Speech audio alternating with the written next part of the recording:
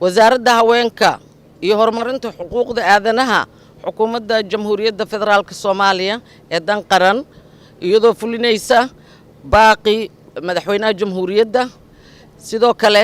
go'aanada muhiimka ahaa ee 9 qodob ee xalay ka soo baxay xukuumadda dan qaran ra'iisul wasaare Xamse Cabdi Barre waxay diyaar u tahay dhammaan shaqaalaha wasaaradda in ay joogteeyaan samata bixinta gurmadka samata bixinta loogu jiro dhacdadii 29 Oktoobar ee kilometer 5 saas daraadeed maanta waxay shaqaalaha waxa ugu fiican ay bixinayaan ugu horeeya in ay sadaqeeyaan dhiigooda walaalaha u baahan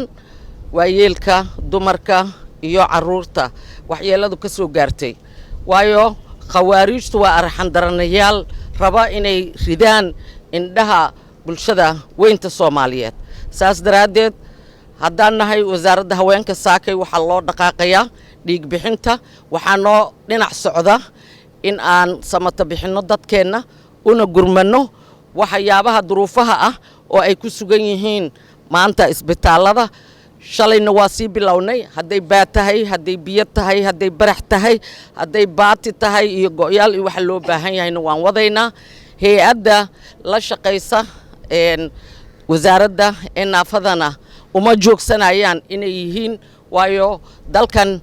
dadkiisa maalin kasta dhimasho iyo dhaawac joogto ah uma dulqaadanayno xanuunkaas bulshadeena soo gaarayana annaga uma barooranayno umana tacsiyeynayno dadka waa shuhado waa ka aarsanaynaa saas ma tahay sidaa ma tahay